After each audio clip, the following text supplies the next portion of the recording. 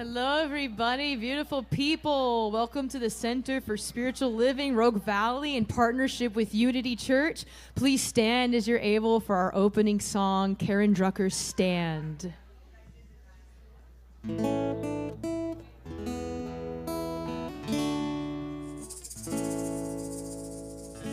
For years I would talk about how I wanted to change the world, but I always left it up for someone else to do. But then I finally realized that I needed to take a stand, that by changing my thinking I could change my life, and that's how I could change the world. So let there be peace. I am a stand for peace. Let there be love. I am a stand for love. Let there be joy. I am a stand for joy. We are making a new world now. Let there be peace. I am a stand for peace. Let there be love. I am a stand for love. Let there be joy. I am a stand for joy. We are making a new world now. Let there be peace. I am a stand for peace. Let there be love. I am a stand for love. Let there be joy. I am a stand for joy. We are making a new world now. Let there be peace. I am a stand for peace. Let there be love. I am a stand for love. Let there be joy. I am a stand for joy. We are making a new world now. Let there be peace. I am a stand for peace. Let there be love. I am a stand for love. Let there be joy. I am a stand for joy. We are making a new world now. We are making a new world now. We are making a new world now. It is so.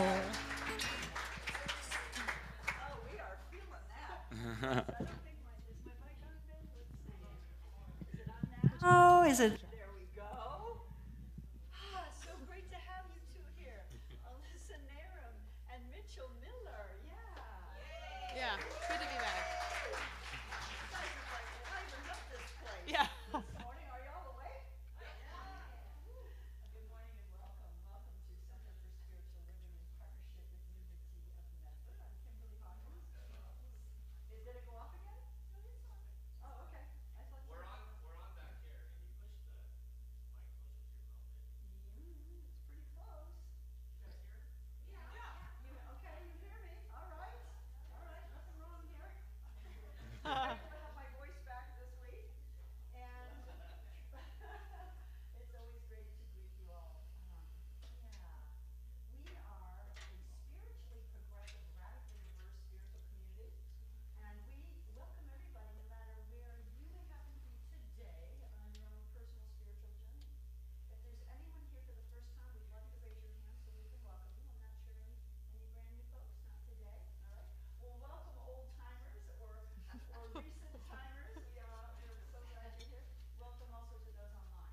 Can you check your box? Yeah. Let's see. It's on, I think. Let's see, because if I turn it off now. Can you hear me?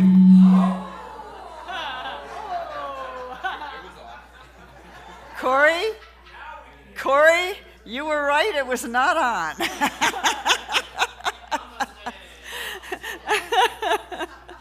Oh boy, now I'm awake. All right, let's see, where was I? Please, if you haven't already done so, please turn your cell phones off or in airplane mode. I want to introduce a few people. Let's see, Treasure Wild did our meditation this morning. Carol Wythe, another practitioner, will be doing our invocation and reading, and you have met our incredible musicians who both got haircuts recently. Spring haircuts, yeah.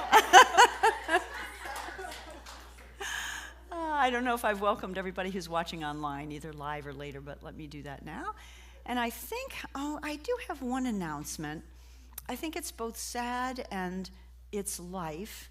Our honored wisdom teacher and prolific author and brilliant mind, Jean Houston, made her transition yesterday. So our prayers are with Jean and her family, with Robin, who was her caregiver for quite a while. And, you know, just knowing that she's exploring new lands like she did when she was here, and I think heaven is never going to be the same with Jean up there. So we hold her and her loved ones, including her business partner, Peggy Rubin, in our hearts this morning. So let's now take a collective deep breath as we turn it back over to our musicians to prepare us for our invocation and reading. We're going to hold our applause after this particular song and go right into prayer. Thank you.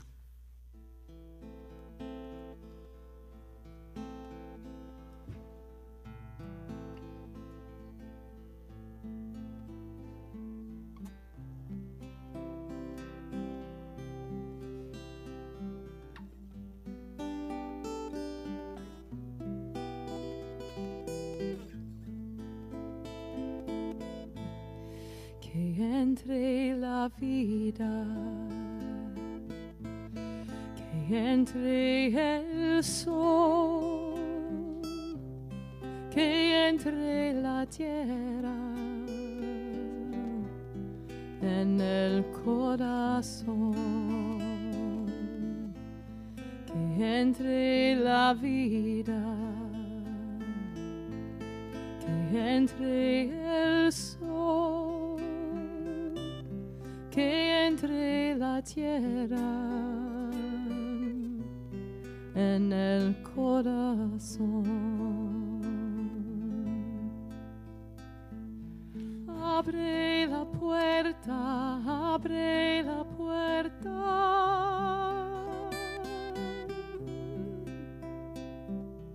Abre la puerta, abre la puerta. Abre la puerta, abre la puerta.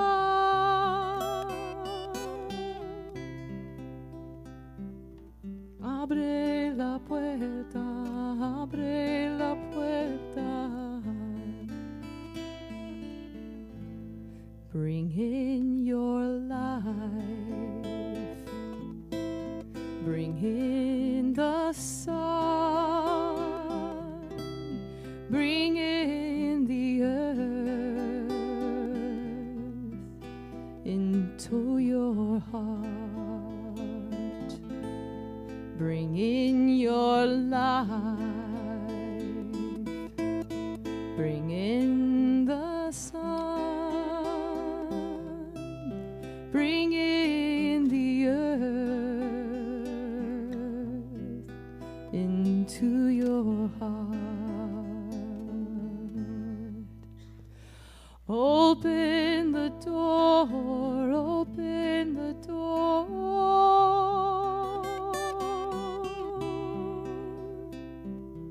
Open the door, open the door.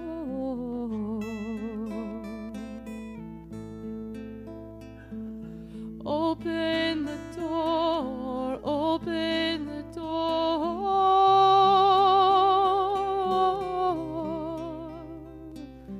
Open the door, open the door.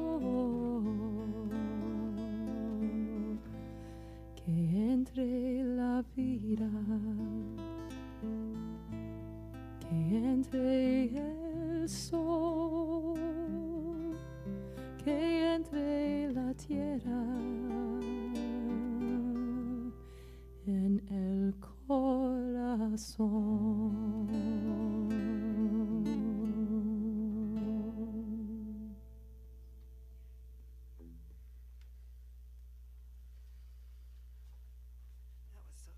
That was so beautiful, I almost forgot to come up.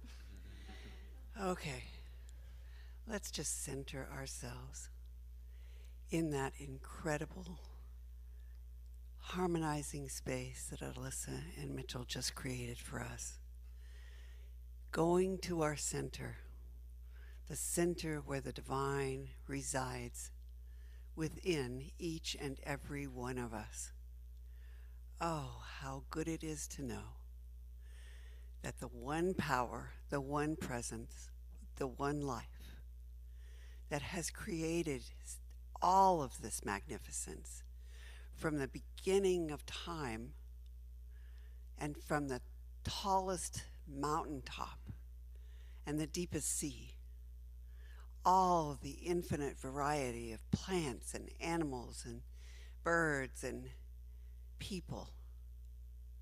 We are all one with that incredible force that we may not be able to comprehend with our physical minds, but God gave us love at our heart, a love that will never die. We may not be able to find it all the time, but it's there. And when we stop and listen and look, it's there. And we're uplifted.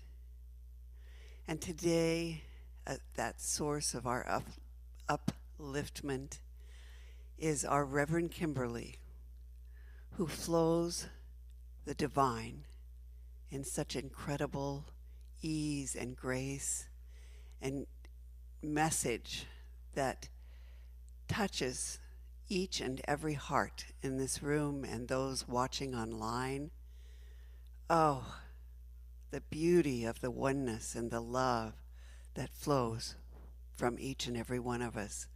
The sound crew and the technical crew demonstrate that love in their service to this community in grand organization and productivity.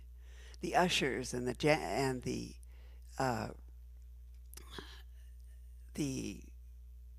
what other? Oh, greeters. God, I almost forgot the greeters. And the kitchen crew and the people who brought food and all of that. The people who help set up this beautiful sanctuary and the Bosworth Hall with such peace and grandeur and elegance.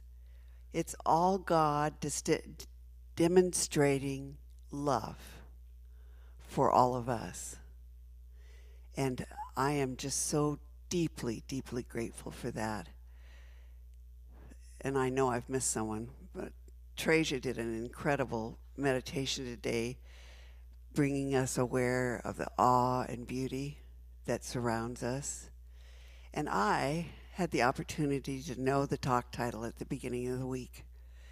And the divine, in studying for reading, led me in such a beautiful place of knowing that all of this beauty that we see with our eyes is God.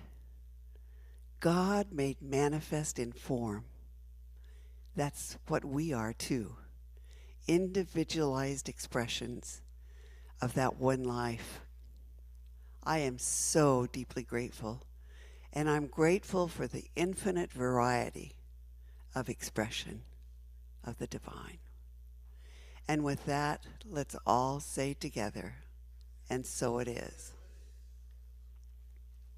This was a wonderful week to get to come up here, because I was uplifted from the beginning of the week. So thank you. Okay, for my reading today, as usual, I'm reading along, trying to find something, and the divine puts this in my lap. And I think it's a perfect reflection of today and what we're trying to open our hearts to. I tune out all the dull, negative ideas and tune in with the sunshine of life, with brightness and laughter, with a joyous presence that is life itself. I know that all the beauty of form around me is the garment of God.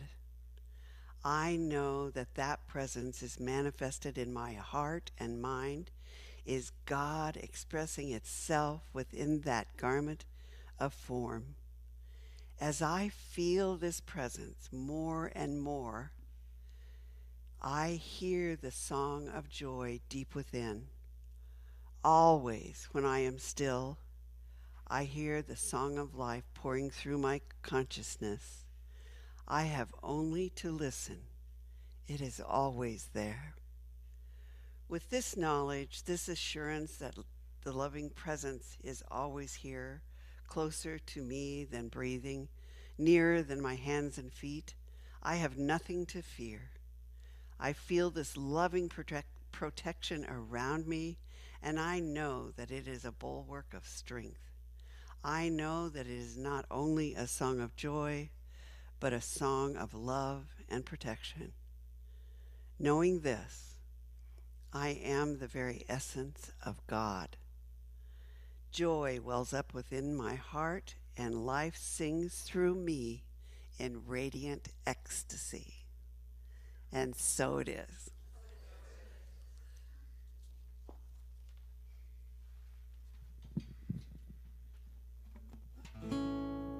This is a classic Yogananda song. If you know it, Thou Art My Life.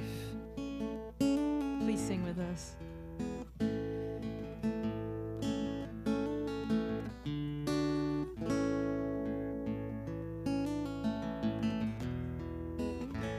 Thou art my life, thou art my love, thou art the sweetness which I do seek. Thou art my life, thou art my love, thou art the sweetness which I do seek. In the thought by my love brought, I taste thy name, so sweet, so sweet. Devotee knows how sweet you are. Devotee knows how sweet you are. He knows whom you let know. He knows whom you let know. Thou art my life, thou art my love. Thou art the sweetness which I do seek. Thou art my life, thou art my love. Thou art the sweetness which I do seek. In the thought by my love brought, in the thought by my love brought, I taste thy name, so sweet, so sweet. Devotee knows how sweet you are. Devotee knows how sweet you are. He knows whom you let know. She knows whom you let know. Thou art my life, thou art my love. Thou art the sweetness which I do seek. Thou art my life, thou art my love. Thou art the sweetness which I do seek.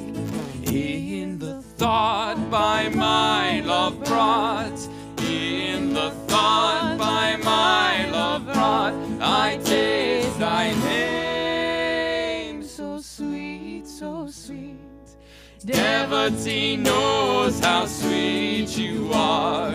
Devotee knows how sweet you are. She knows whom you let know. She knows whom you let know. Thou art my life, thou art my love. Thou art the sweetness which I do seek. Thou art my life, thou art my love. Thou art the sweetness which I do seek. In the thought by my love brought, in the thought by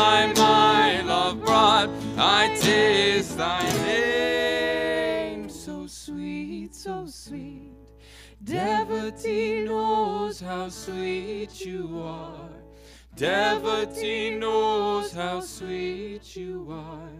He knows whom you let know. She knows whom you let know. Oh, oh my. Woo! Ay, ay, ay. I love it when I come up here and I can kind of float because of the reading and the music. Devotee knows how sweet you are. That's kind of what I'd like us to remember today, to be devotees to the infinite. We don't really talk in that language much.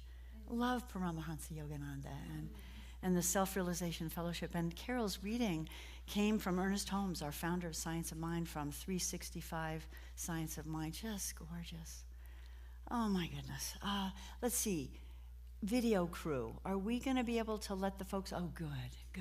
I have a little PowerPoint, and I knew you guys could see it. I wasn't sure the folks at home watching online, but thank you, video crew. Let's give you a little love. Yeah. Woo.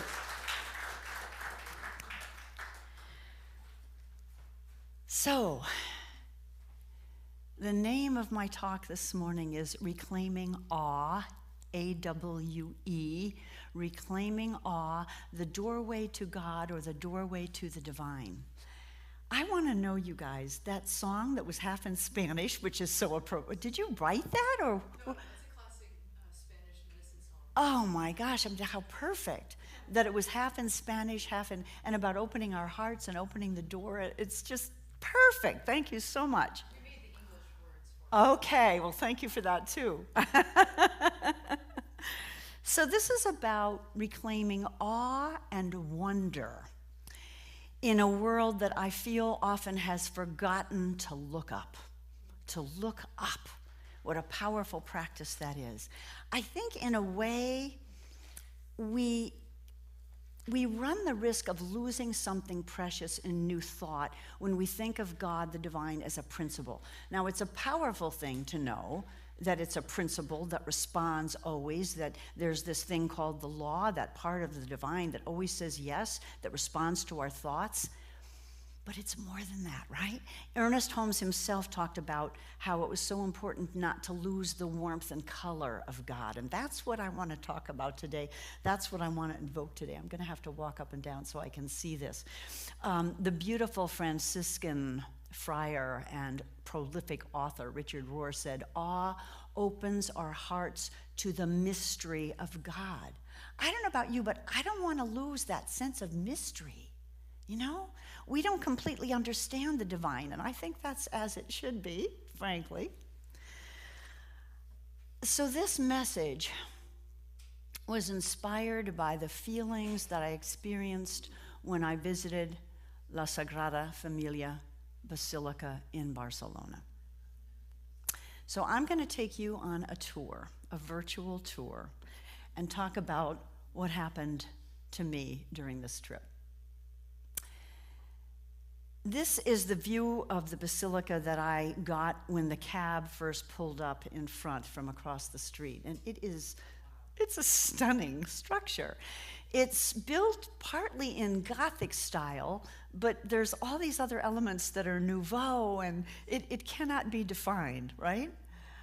Antoni Gaudi, the architect, it's really interesting. He didn't do so well in architectural school. He really was an average student, and he failed even some of his classes. And when they handed him his degree, the director of the architectural school in Barcelona said, "We're bestowing this degree on someone who maybe is a fool, maybe is a genius." I think Gaudi proved that the latter was the truth.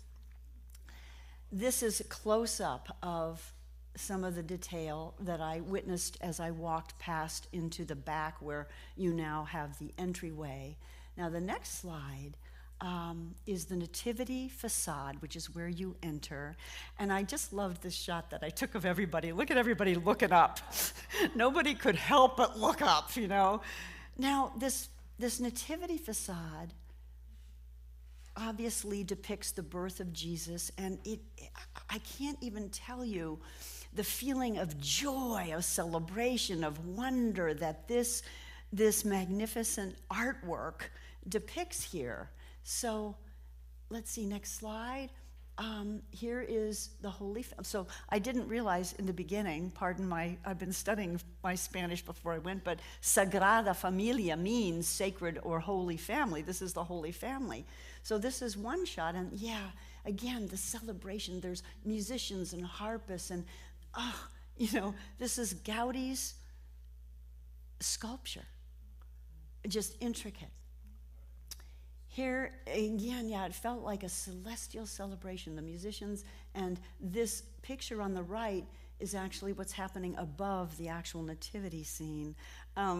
It's just wonderful, absolutely wonderful. The wise men, of course. Yeah. Next slide.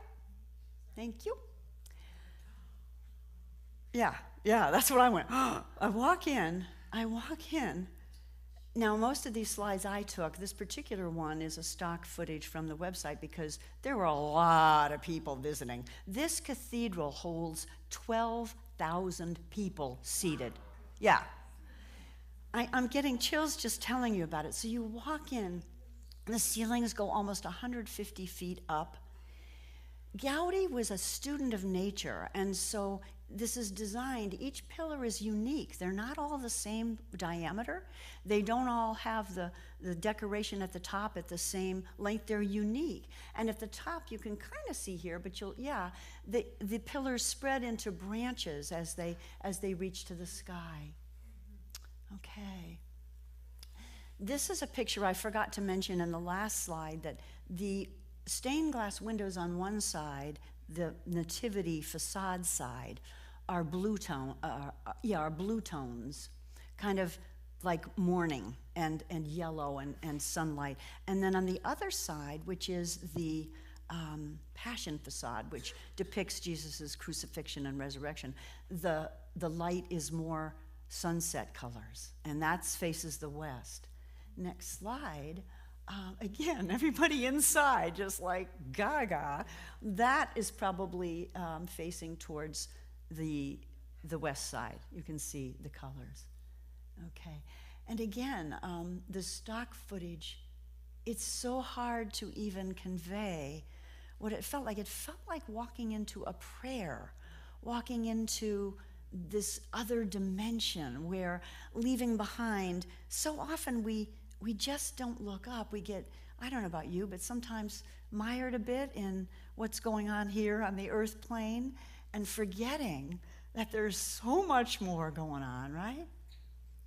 These shots of the ceiling, so ornate. It would really take you weeks to take everything in, I think. Anybody else been there? Bruce and Susan? Yeah, some of you, yeah. Number of you. Okay. The next shot is the one on your left. I understand there's an audio tour that you can listen to as you go through. It depicts the triangle. It's God's light coming down from the heavens, being shed. And then again, the stained glass and the beautiful light that comes in from them. Oh my gosh. Yeah. This cathedral is still not finished. It was begun in 1882. In 1883, Gaudi received the commission, and he changed it all around and came up with incredible plans. But this picture is the Lord's Prayer, which will be part of the glory facade, which is not even built yet. They're still commissioning the artists to do the sculptures. But what I thought was so interesting is the big prayer is in Catalan, and underneath there is the line, "Give us this day our daily bread," in 50 different languages. Gaudi was very inclusive. We had the chance to take the elevator up one of the towers. This is, I believe, the Tower of Philip. And then you walk down this spiral staircase, which is really something, hundreds of steps. The picture on the right, my friend Deborah took, looking down, and you can see, we said, Gaudi studied shells. He studied all of nature, and you can see the spiral nautilus shape, which I thought that was a beautiful picture she captured.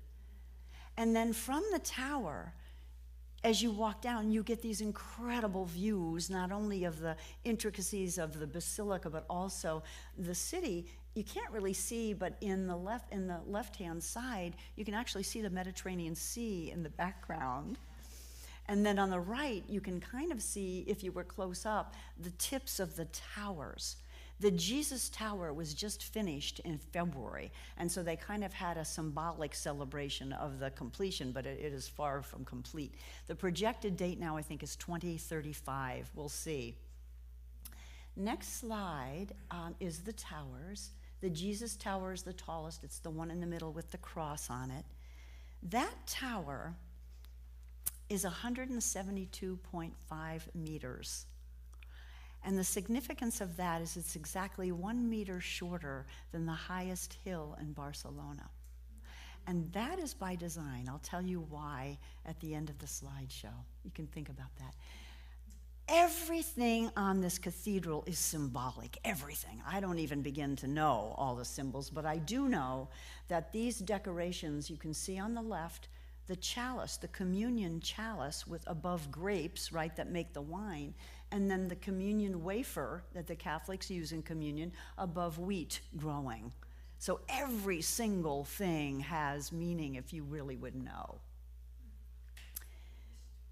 You leave the cathedral, or it's really not, I guess a cathedral has to be designated or something, but maybe you know, Connie, but this is a basilica, even though it has the feel of a cathedral. You leave through what's called the Passion facade, again depicting the crucifixion. On the right-hand side, you see Jesus kissing, Judas rather, kissing Jesus. And the tablet with all the numbers, if you add up the numbers in the row, either diagonally, vertically, or horizontally, they always add up to 33, the age of Jesus when he died. Now, the next slide, you're going to see a little more, well, yeah, the intricacy. And then if you look closely, these figures are quite different. This is a different artist now that did the sculptures here, and it's quite nouveau. It's almost cubist, and some people didn't like it, but it's wild. I really kind of did. You see Jesus carrying the cross on the right. I think the next slide you're going to see the crown of thorns on his head. Very wild-looking figures, and again, tremendous amounts of sculptures here. Yeah. And so the feel, of course, on this side is quite different. It's quite different. So as I mentioned, this cross went up just in February of this year, right before we got there. And Antony Gaudi died, I think it was in 1926, so he will not obviously see the completion of this work. And his response when asked about that was, "My client is not in a hurry." And in response to this, well, not in response, but as an explanation for why this tower, by the way, this is the tallest church in the world now with the completion of the Jesus Tower. His explanation of why it's just 1 meter, it's 556 feet tall, but 1 meter shy of the highest hill in Barcelona, because he believed human creation. Hold on, it's stuck for some reason. Oh, okay. No, this is all. This is the end. This is the end. Yeah. Human creation should never pass that of God. He was a very devout man, eccentric almost in his devotion. At the end of his life, he had lost pretty much everyone he loved. He moved into the cathedral. I keep calling it a cathedral. In my heart it is. And lived there and focused solely on that project, and was going to Vespers, actually, when he died. He was 73 years old. On his way to Vespers, he was hit by a tram. And he was dressed like a beggar, and so nobody did anything for a while. He just lay there until finally, I guess, the chaplain of the basilica came and recognized him when he was in the hospital. They put him in a cab eventually and took him to the hospital. It was too late to do anything for him, so he died like a pauper. but what a beautiful, beautiful experience.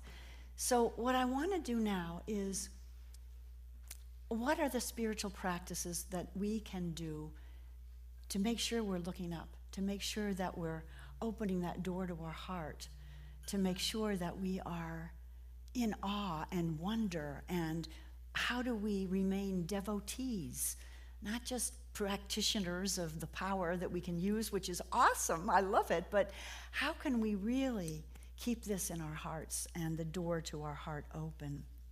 When I was in ministerial school, I studied a theologian, a German theologian named Rudolf Otto, and he used this Latin expression, mysterium tremendum and fascinans. I'm not sure I'm pronouncing it right in Latin, but I always loved that because it evokes this idea of mystery, of tremendous mystery, and even tremens, even trembling. Not that we should be afraid of God like they did in the old days, and the fascination. I think that's where I want to be anyway. I hope some of you can come along with me. The Upanishads had something to say, which I love. I think this is a little bit of a rewrite, but from bliss all beings are born. By bliss they are sustained, and into bliss they return. The knower of this trembles with wonder and becomes radiant with joy. Yeah. So again, I don't want us to go back to this notion a lot of us grew up with about God being this angry white guy in the sky with a beard that judges us. That is not what God is. God is the sweetness that you all sang about. But let's remember that to be humble, as Gaudi was, to be humble, not in a way that puts ourselves down, but in a way that remembers that we are part of something bigger than we can possibly, I think, ever really grok, if you will. Just as Gaudi's cathedral was unfinished for 150 years and still is unfinished, I think we architecturally, we are cathedrals that are still in the process. There are layers and layers of light that we need to let in, of realizations, of things we need to release. We are artistic works in progress from the great artist. I believe that's the truth. In Psalm 121, the psalmist writes, I will lift up mine eyes unto the hills, from whence cometh my help. My help cometh from the Lord. Again, that idea to look up. You know, in our culture, we don't tend to look up. I remember my former husband telling me, if you ever want to hide something, hide it up high, because people don't tend to look up high. I saw recently this funny movie on Facebook where a mom, it was kind of cruel in a way, but a mom had managed to get herself up high in a narrow hallway, her feet on one side and her hands on the other. And her three children came out looking for her and got a little frantic, and they couldn't find her. They walked right under her. She was up here. So this reminder, you know, again, to look up. Meister Eckhart, the 13th century mystic, said, as a reminder of the grandness of the divine, draw a circle around the frontiers of space. Barely can God fit a toe in there. Because remember, it's not just Earth, which is wondrous enough, but it's the universe out into infinity, right? So, practices that I'm recommending here. Let me just check my notes here. I'd love to do this in case I forgot anything. So I think nature being part of that doorway into the awe and wonder. You know, you all know that I love wildflowers, and I never tire of photographing them. The intricacy, the designs, the variety, the color, the beauty, they make me happy. They sing to me, I think, in a way, when I hike. They just lift my spirits. The poet Mary Oliver, of course, was a big fan of nature and the power of nature, and I was going to read one of her poems to you. You probably know the last line in this poem, but the whole poem, perhaps you're not as familiar with. It's called The Summer Day. So the point here is, one of the practices that we can continue to do is to pay attention to nature, to go out in the morning and let the sun shine on our face, right? To walk in nature and to notice and to be present. So she writes this in her poem, The Summer Day. Who made the world? Who made the swan and the black bear? Who made the grasshopper? This grasshopper, I mean, the one who has flung herself out of the grass, the one who is eating sugar out of my hand, who is moving her jaws back and forth instead of up and down, who is gazing around with her enormous and complicated eyes. Now she lifts her pale forearms and thoroughly washes her face. Now she snaps her wings open and floats away. I don't know exactly what a prayer is. I do know how to pay attention, how to fall down into the grass, how to kneel in the grass, how to be idle and blessed, how to stroll through the fields, which is what I've been doing all day. Tell me, what else should I have done? Doesn't everything die at last and too soon? Tell me, what is it you plan to do with your one wild and precious life? Love me, Mary Oliver. Yeah. So I'm again thinking back to Gaudi, who really understood that nature does not merely contain the divine. It doesn't merely contain God. It expresses God. And I think that lifts us up.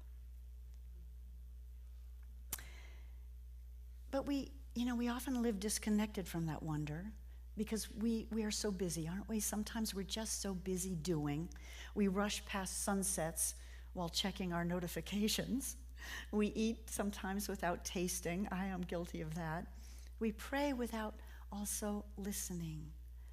And like a child that can study a butterfly forever and just get lost in time, I would like us to reclaim that ability to just be present, to be here, to be observing the beauty, the grandeur that's all around us. In terms of the cathedral that we're still building ourselves, I would say that our culture can be obsessed sometimes with completion, with achievement, with accolades and arrival, but our souls unfold gradually, slowly over time, and eternally. I think it's a never-ending process. So perhaps like Gaudi, we can embrace that. Some parts of us are beautifully finished. Some parts remain under scaffolding, as the cathedral does. And some rooms within us still need light. They need that light to come in. It's interesting, psychologists have studied the effect of awe, when we feel awe, and what they have found is that it quiets the ego. So when we stand before immense beauty, something in us softens. Something in us changes and shifts. And wonder, I believe, naturally humbles us. And this is not a humility of, thinking less of ourselves. It's seeing ourselves as part of something vast and wonderful. So here I'm going to leave you with the spiritual practices. How do we learn how to reclaim awe? Not necessarily by traveling to Spain every month, although I wouldn't mind, but by learning to simply see again. So daily practices I'm recommending. Spend 5 minutes a day minimum intentionally noticing something beautiful, light through leaves, rain on pavement, music, silence, a human face. Let's remember that each of us is a creation of the divine, right? And I don't know about you, but this thing called forgiveness is an ongoing process. I'm in a class right now with Mark Anthony Lord. This week was the week that we studied the heart chakra. And this is about forgiveness. It's about opening the doorway to the heart, but it's also about forgiveness. So I had the assignment this week to write in my journal 70 times 7. In other words, 70 times for 7 days. I haven't done all 7 days. These sentences. I am forgiven. I have forgiven everyone. I have forgiven everyone. And what happened to me the first time I did it is I started to cry. Because sometimes I carry around little irritations. Anybody have little irritations toward people? Yeah. And I realized that when I carry that around, I'm not happy. I'm carrying a burden. And it's not good for me, right? And further, when I tend to be judged or be angry about, people in charge, if you know what I mean, like people in charge of the world, whether it's wrecking our environment or our democracy, again, you know, when I do that, I am not trusting the divine. I am not trusting he, she who knows all, who moves mysteriously through all things work together through the good for those who recognize the divine, right? That's in the Bible. And so once again, I'm dealing with layers of forgiveness so that I can see truly the divine in each face, not just in each butterfly or each flower. So number one, pay attention to nature, to beauty, and that includes ourselves. Number two is to practice sacred attention. When someone speaks, let's fully listen. When we eat, let's taste and take time and chew slowly and not be on our phone or whatever else we might tend to do when we eat. And when we pray, let's become still enough to receive answers because they are always there. Attention. Attention is love. And finally, of course, look up. Literally and spiritually. Look up at the stars, look up from the phone, look up from worry. The soul expands when it remembers vastness. I don't know about you, but that's what I want. I want to reclaim awe and wonder and open that doorway to God. Yeah. So I'm going to end with a closing affirmation that I'm going to ask you to say after me. Yeah. You ready? I open my eyes to wonder. I open my heart to awe. The divine is alive. In beauty, in nature. In silence. And in me. I am a living cathedral of spirit. Light flows through every part of my being. And I walk in holy astonishment. Thank you, my friends. Let's go into prayer. Yeah, you can come up.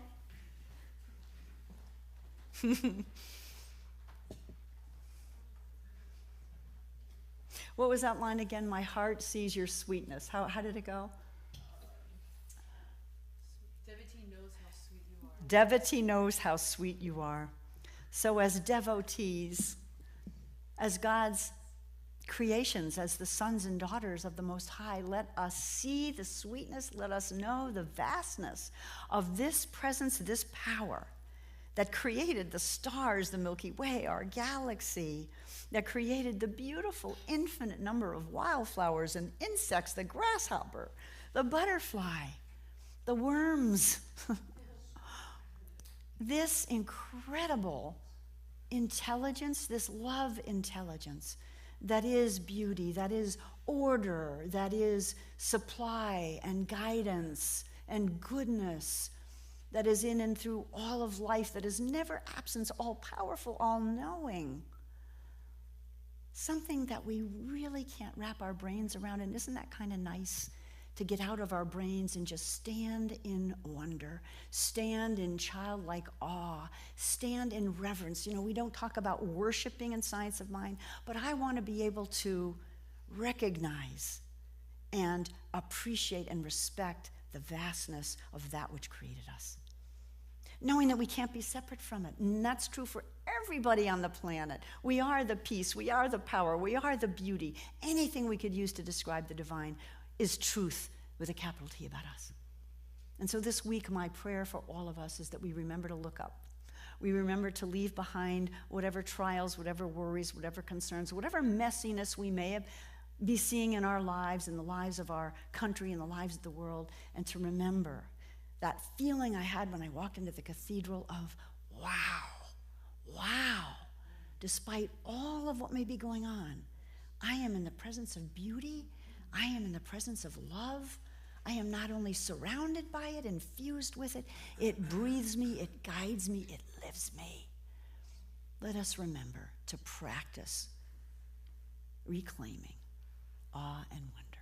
I am so grateful for this experience So grateful for this community. So grateful to know that this prayer is answered in the mind of the divine. And so I just release it now into the hands, the heart of the divine one. And we say together. So it is. Amen.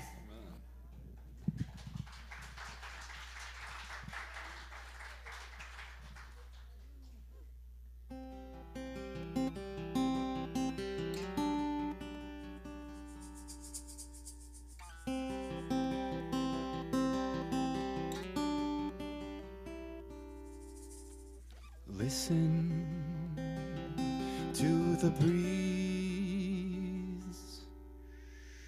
Listen to the trees. Listen to their leaves. Listen to the stream, guiding you home from wherever you roam.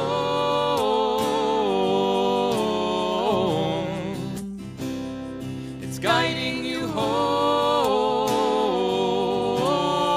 home from wherever you roam. Listen to the bees. Listen to your dreams. Listen and be pleased. Listen and be free as it's guiding you home from wherever you roam.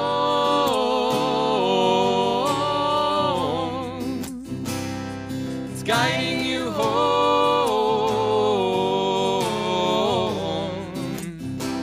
from wherever you roam. Yeah. You are all on a journey. Yeah. Traveling near and far. And now it's time for you to come back home.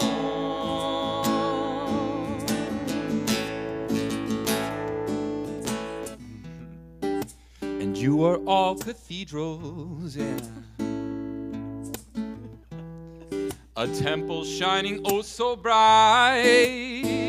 And now it's time for you to come back home. Listen to the breeze. Listen to the trees. Listen to their leaves. Listen to the stream,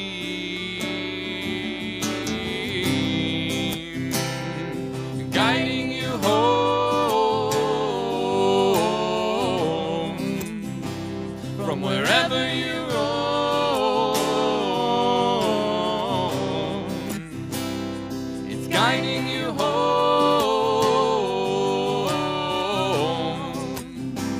from wherever you roam.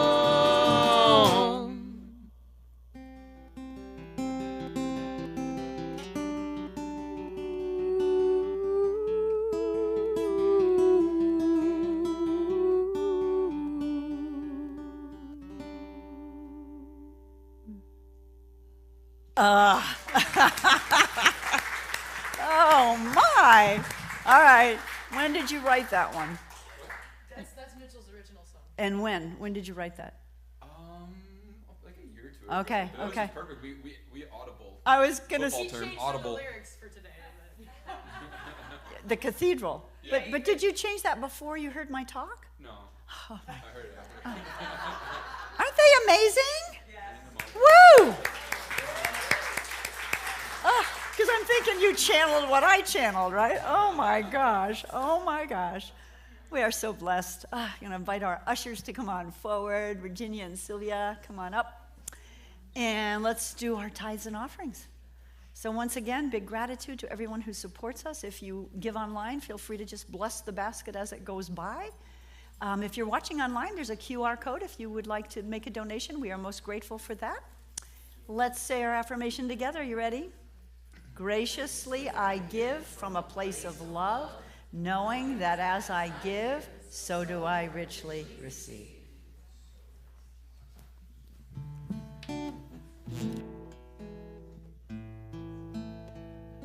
I am so blessed. I am so blessed. I am so grateful for all that I have. I am so blessed. I am so blessed. I am so grateful. I am so blessed. I am so blessed. I am so blessed. I am so grateful for all that I have. I am so blessed. I am so blessed.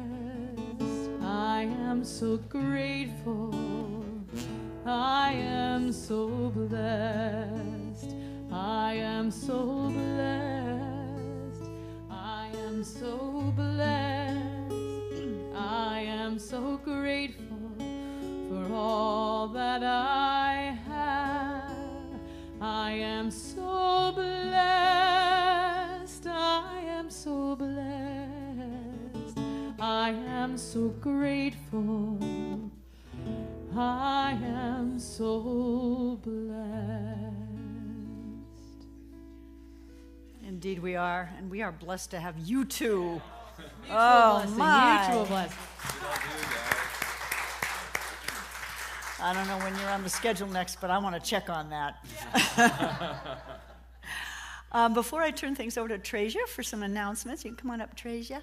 I wanted to thank those of you who attended last night's Gourmet for God event at Bruno and Kelly Marcatuli's, and thank them for opening their amazing home and backyard to a Postabilities dinner. Bruno's marinara sauce was without equal, and dancing with the DJ, and DeLacy and her Gourmets for God and Goddesses team. And I will also acknowledge Sierra, who made the best salads, and they were artistic expressions, really. They were mandalas. So thank you to the Gourmet for God team. Let's give them a little love. Take it away. Good morning. Am I on? Is this on? Check, check. Okay, close enough. I can be loud. It's fine. Good morning. Welcome. Welcome. I'm so glad to be able to come before you today and share some announcements. Whether you're here in person or connecting with us online, we're glad you're here. If you're here in person, then please come and join us for fellowship in Bosworth Hall right after the service. And while you're there, you can also sign up for a name tag if you need one. Tai Chi, Poetry as Spiritual Practice, and Miracle Makers all meet this week at their regular times. The Rogue Valley Rainbow Connection meets this Tuesday at 6 p.m. at Sharon Maxey's house. For more information, call 503-577-9693. And if you missed that, Morel, raise your hand. Talk to Morel. All right. Drumming Circle will be held after service this next Sunday, May 24th. Kirtan with Parvati will be here on Sunday, May 31st at noon. The suggested love offering is $15 to $20, and no one will be turned away. You're invited to be part of our Food Share ministry. There's a sign-up sheet available, and you're warmly welcome to add your name to bring something for a future Sunday. To stay connected with all that's happening, be sure to check out our weekly e-newsletter and community Google Calendar. The calendar is available on the CSL Rogue Valley website, where you can view all of our fun upcoming events. You can sign up for the e-newsletter here in the Bosworth Hall, on our website, or by emailing us at cslroguevalley@gmail.com. Affirmative prayer works. The practitioner team loves to pray with and for you. There is one shared prayer box at the back of the sanctuary for both CSL and Unity. You'll find prayer request forms in the pouch on the back of the purple chairs or at the back of the sanctuary near the box. That's everything. Thank you, Treasure. All right. Yeah, she does a great job. As we close here, I wanted to share two things with you as our benediction. I left this out of my talk. This is a Sufi prayer adapted from the mystic poet Rumi. So this comes from the Islamic tradition. O beloved, every atom of the world is drunk with your radiance. The sky turns because of your love. My words fail before your majesty. Silence itself becomes praise. And finally, from Rabbi Abraham Joshua Heschel, our goal should be to live life with radical amazement. Get up in the morning and look at the world in a way that takes nothing for granted. Yeah. I'm going to invite our practitioners and ministers in the room to come forward. They are available, as Treja mentioned, for a quick 5-minute prayer. Don't leave here with a heavy heart. This is a great way to look up and to recognize a greater reality in your life. And I think that's it. Please do join us in Bosworth for some food, and let's stand, if you're able, for our closing song. We're going to sing the peace song together, and I want you to imagine that peace radiating from your heart to this entire planet.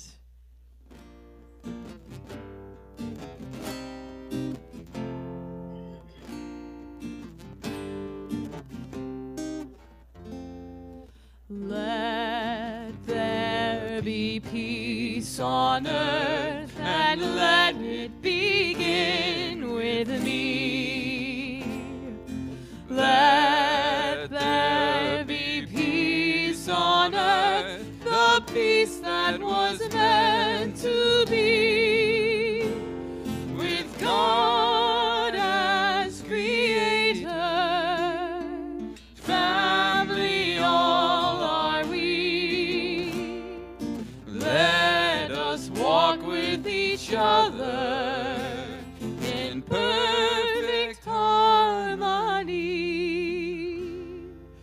Let peace begin with me. Let this be the moment now. With every step I take, let this be my joyous vow. To take each moment and live each moment in peace eternal.